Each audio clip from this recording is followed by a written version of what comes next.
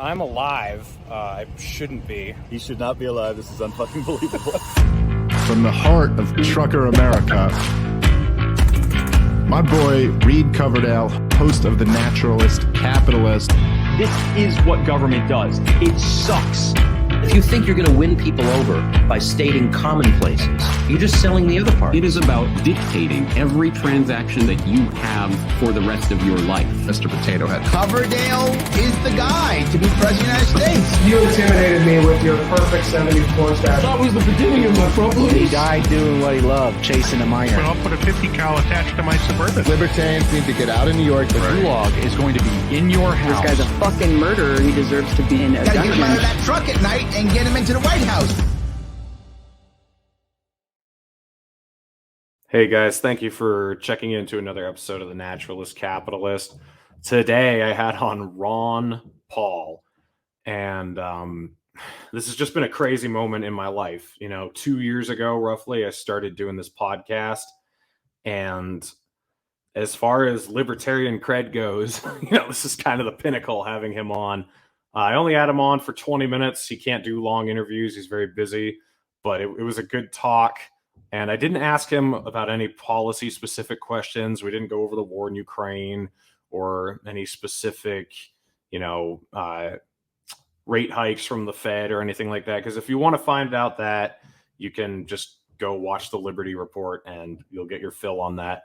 I wanted to ask him about his legacy and what he thinks about the future and what he thinks about the liberty movement and libertarianism going forward. So that's what we talked about. If you're new, please subscribe to the channel. If you're watching this on YouTube, I'll have links in the description to follow me on all of my different platforms. I'm on Odyssey. You can listen to audio format on Spotify, Apple Podcasts, and then I'm on Twitter, I'm on Instagram, I'm on Facebook, I'm on several other platforms. Just follow me on all of those. I'm trying to get anti-war, anti-corporate, anti-establishment voices out there and try to expose the truth about what's really going on in this world. And without any further ado, let's get into the show with Dr. Ron Paul. Hello, everyone. Thank you for tuning in to another episode of the Naturalist Capitalist. Today, I am extremely honored. I have a guest that all of you know, three-time presidential candidate, former congressman from Texas, and a personal hero of mine, Dr. Ron Paul. Doctor, thank you for joining the show. I know you don't do too many of these. It really means a lot to me. Great to be with you.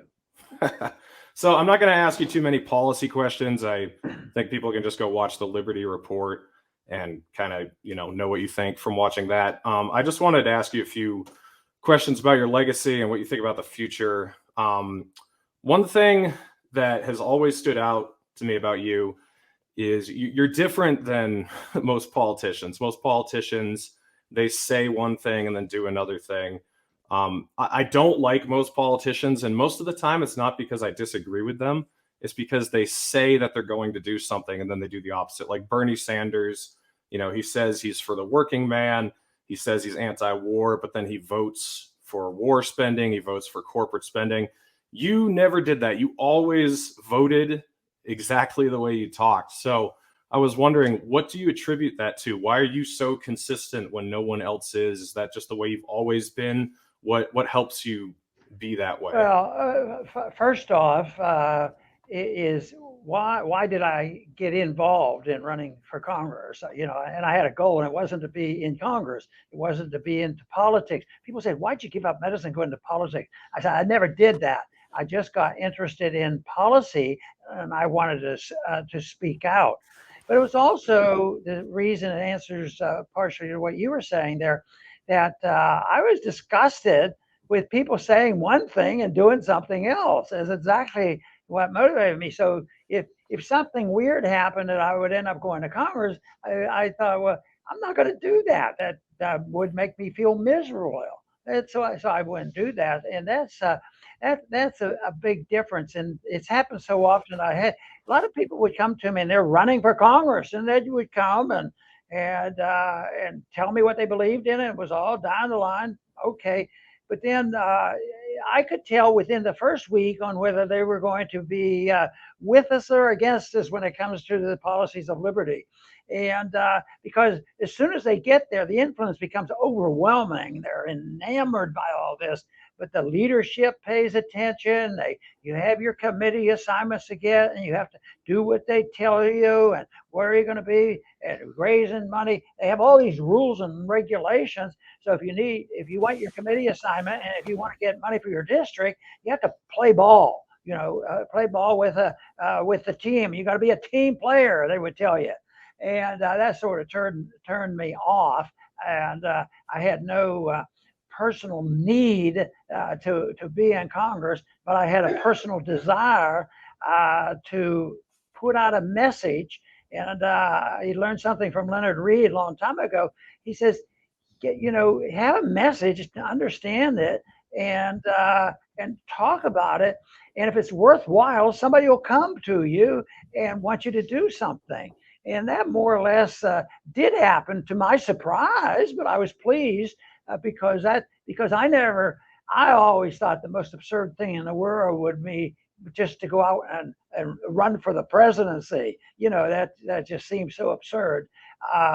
But there were people that urged me, and also the motivation that the argument was, if you want to get your message out, who knows, you might be able to get your message out much more running for the presidency than just staying in Congress.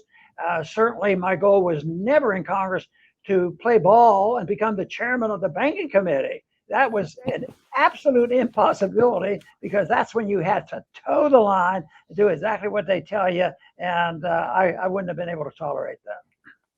Yeah, so even people who disagree with you on everything, pretty much everyone will admit Ron is consistent. He votes by his principles. He believes in what he says. So do you think all of these people kind of justify to themselves betraying their principles, or do you think that they know what they're doing is wrong and they just do it to rise up the ladder, that they realize they're being terrible and that they're stabbing their constituents in the back, but they do it anyways? I think a lot of them know about it. I've had a couple, pretty conservative members, both Republicans and Democrats, that we would have agreements with, and they would say, I agree again. And then they would say, I sure wished I could vote the way you do, because they knew it was consistent. But they were better at politics too. They did end up with the chairmanship of committees, and they were more influential. And so yes, they knew it. But there were others who were incapable of understanding anything other than power and money, and their goals were only designed to promote their little own world of political chicanery. And there's a bunch of those that did it. But I think most of them knew it. And some of them who do pretty well will be misled. Let's take for instance, and let's say you have somebody that does pretty darn well voting against the spending and all this, but they might be for trade restrictions. They might be for tariffs. They're not real free trade people. And they would rationalize that. Well, there's a limit to it, and I do a pretty good job. And they might be a 90%er, but there might be something in their district they have to protect. And then it becomes very pragmatic, and they sort of rationalize it because they do believe in government. They're not anarchists, so they wouldn't want the market to dictate. Of course, my argument is the market is very, very precise on what you can do and can't do. It's much more precise than the government. The government, you buy influence, but in the free market, if you go broke, you go broke. You don't get a bailout. Yeah. So someone that you worked a lot with who disagreed with you on a lot of things was Dennis Kucinich, who's a very principled left-winger. He was anti-war, anti-corporate spending, for civil liberties, things like that. And I've heard you talk about progressives in the past, saying that they're natural allies of libertarians in lots of ways. It seems like it's harder and harder to find those people now. I mean, Tulsi Gabbard sort of resembles that, and a couple other people, but it's harder and harder to find people on the other side of the aisle. I was wondering, where do you think the most fertile ground for finding people who are going to be open to libertarianism is nowadays? Well, I guess it's always in the same place. People have to be influenced by an idea and then decide. But it has been a bit disappointing to me because when I first started dealing with this in a philosophic way, I started thinking, well, I don't like this war in Vietnam, and I'd been drafted, and I'd have to go to a liberal Democrat for saying, well, we shouldn't be there. We should come home, and this sort of thing. So that was not as difficult. Now it's flip flop. Some of the Democrats now are more hawkish than the Republicans, but then the Republicans who used to be hawkish are more hawkish than they used to be. So it is difficult. But and I think it's unpredictable. You can't say, well, I know there are 27 people in the Congress that have these thoughts, and I'm going to organize them and convert them and have them come over. But the one tool that I used, I remember Emu Houghton, I think it was, and he voted against. He was considered moderate liberal Republican, and he voted against going into the war in Iraq. There were only 6 Republicans that voted against it, but and I was very pleased with that. But one day he was giving a little talk, a special order, a 5-minute special order on the House floor, and boy, it was good. It was civil libertarians issue. And I don't think I had ever had a conversation with him at that particular time. It might have even been before the, it might have been, I think it was, it might have been before the Iraq war broke out. So the next day I called his office and I talked to his staff and I said, oh, is your congressman there? And he said, no, he's such and such. And he says, oh, I'll tell him you called. I said, oh, that's okay. I'll find him on the floor. Nothing special.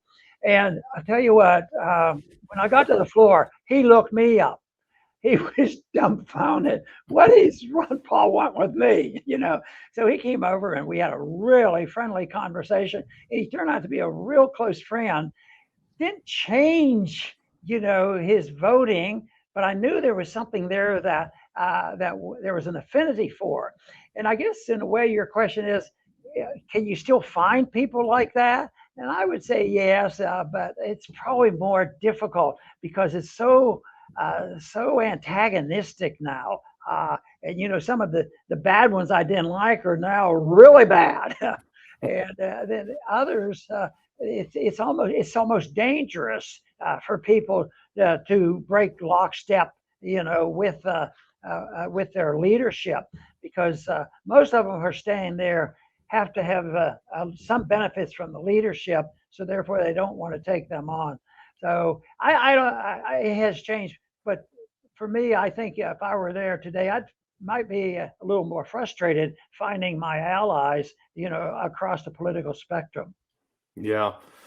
So you've had an effect on the lives of millions of people. With me, it was actually after you ran for president in 2012. I remember I was a senior in high school when you ran in 2012.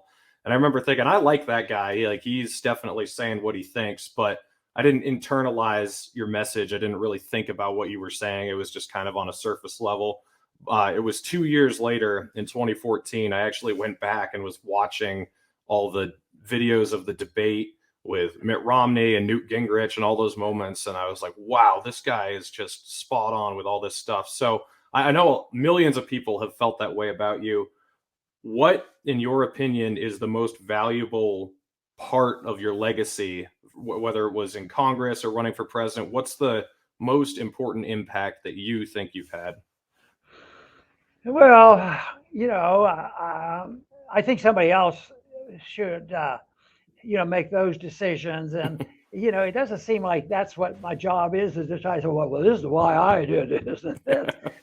But I think the impact comes from, stories, because I have to admit, I never dreamed that I'd have a big crowd. When I was first in Congress, I would go to the college campuses because there was always a libertarian group, but I'd get like 15 people or so, and that was it. But they ended up being in my campaigns and helping and working for me long term. So it wasn't like you wasted your time. But when I had large crowds, I'd frequently have a young person come up to me and they say, well, what I really like about what you're saying is that you're so optimistic. And I think I knew what they were saying, but I wanted them to tell me. I said, how can I be? I just spent 45 minutes telling you why you ought to be a little bit concerned and you better wake up. The country's broke, you know. And I said, and I would say that to them, but then I would spend about 15 minutes talking on the more positive side. It doesn't need to be this way. The answer is clear. We have a hint of what we can do. We know about the Constitution, that sort of thing. And then I would ask them, and I said, why are you complimenting me on, you know, obeying the Constitution? Every candidate on the floor on those debates, they always let you know that I'm a firm, especially the Republican, I'm a firm constitutionalist, this and this. And the words were right. So I would ask a young person, I said, well, you know, so-and-so said this. He was saying the same thing, that we should have a Second Amendment and we should have property rights and all this. I said, what is the difference? He says, we didn't believe him. And so there's a sense of that. And I guess I shouldn't be embarrassed by the fact that people see that I am leveling with them. And you even said it at the opening, because I think that quality is very, very important. And that is my substitute for playing the political game in order to try to change things. Somebody would sometimes say, look, you were there for 20 some years. You could have had a lot of seniorities. You could have been the chairman of the banking committee. A lot of good it would have done. By that time, I wouldn't have had a soul, you know, in order to do that. So it's something that I think credibility. I like to know that I am, but I still think I have to work on it all the time because I don't want to make a mistake. I want to make sure what I'm saying is correct. If I don't absolutely know something, I say, I don't know this, but this is what I think, and this is the way we move, and this is the way I think the market would handle. This is what I think personal liberty is all about. And then frequently those kind of answers would come when they say, well, what did you do about discrimination? You know, how are you going to settle the disputes over the discrimination that goes on? And so I'd have to give an answer for that. And that to me was, you know, a challenge and something I actually enjoyed trying to do, because by that time, if a person comes and asks another one out of respect, would you tell me why you think gold is better than crypto or something like that? And what's your position on that? And they're sincere, then that's when they're listening after they, and that's what happened with Walter Jones. Walter Jones was not always, you know, anti-war. He turned out to be the best ally anti-war because he had credibility, because he switched, you know, as the wars expanded. You know, it started with Afghanistan and then Iraq, and then he switched, and sort of a light bulb went on with him. And he and I became very, very good friends. And we worked together with Dennis Kucinich frequently, and some other Democrats. We would do it. And those coalitions, you know, I really liked, because I thought that's where the answer was. I don't like to have, you know, a coalition of conservatives and liberals coming together, and they each give up something. Right. Come together and become a real middle of the road moderate. But if you have a Dennis Kucinich or a progressive Democrat, and they have instincts for civil liberties and anti-war, and if you're conservative or libertarian, you don't give up anything. You bring them together, and all of a sudden, at least philosophically, your numbers grow. And I think that should be available all the time. I think it still is, but there are times like what we're going through now. The war against COVID certainly confused a lot of people. That fortunately, the truth is coming out about you know, the overkill on the war against COVID. But there's always going to be a project like that, but it is important to bring people together, and I think that's probably the most important thing, because if you want to have a more libertarian society, and there's 8% of us that are libertarian, you're not going to do much if all you do is say, "You idiots, why did you start that stupid war? And why are you for protectionism?" Instead of understanding why and how you can give them an answer that makes sense. And if you gain their confidence, if they can see to you that you're very consistent. Sometimes I would tease them a little bit. They would say, "Yeah, he's very, very consistent and all this stuff." I said, "What does that make you?" You don't agree with voting this way, and but they would admit that I'm consistent. But at times, consistency is not welcome, and I think it's persuasion that you work with, and I just believe that it's out there. I do believe there's a source out there, but I always make the comment, isn't it amazing what we think, and I glow about how many tremendous benefits there are with freedom and liberty and sound money and property rights and prosperity, more peace than ever. I said, how is it that we don't win more fights? There's something wrong with us that we don't present our case very well. So I think that I spend a lot of time thinking about that and trying to make our case more palatable for everybody. Yeah, I mean, it's funny, this is kind of harkening back to what I said earlier.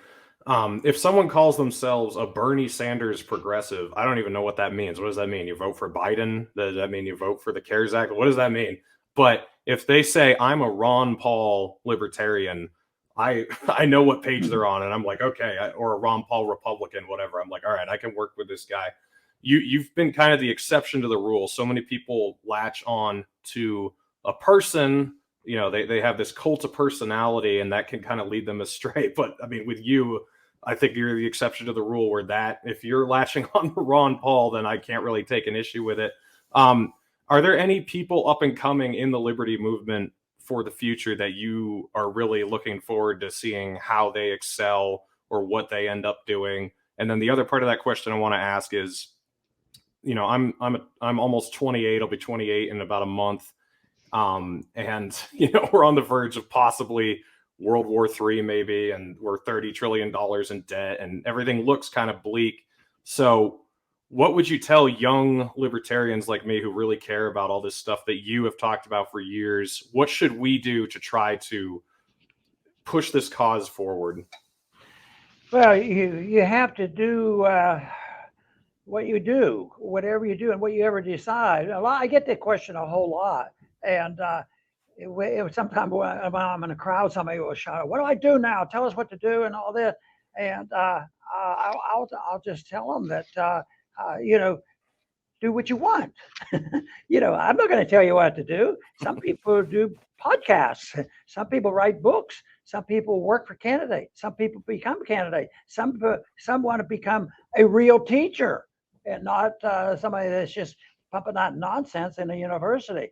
And some people will do it through art or whatever. So everybody has different talents, and I think but the thing of it is, if a person gets to the point where they basically say, I have a pretty good feel about what a free society is all about, and the rejection of the use of force to bring about changes, and then apply it to everything we do, people do that, and then it's not that difficult, and the principle of nonviolence, is very attractive. But I think people will come this way. Sometimes it takes so long. That's what people get discouraged about. 2 years ago, when they were bringing all this nonsense about natural immunity, it was totally nuts. It challenged all the science, everything I learned in medical school, the whole works. But and a lot of people did get to shouting, and we did a lot of criticism. But it turned out that eventually, it's still, the nonsense is still there, but it's shrinking because we were we were right on that. So I think sticking with that principle is very, very important. But I think it's up to the individual, and I would think, Reed, what you're doing is you're reaching out. You've studied, you understand it. Now, Leonard Reed, who I respected so much, he would say, study, study, study, understand it, and know what it is, and know how to answer it, and answer it with a tone that means that you're not aggressive, that you're just persuasive.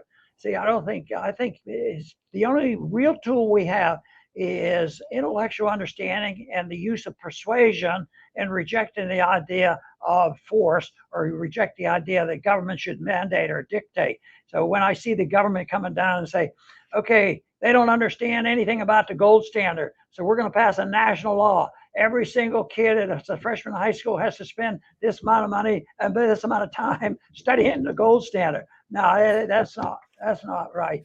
People will get interested.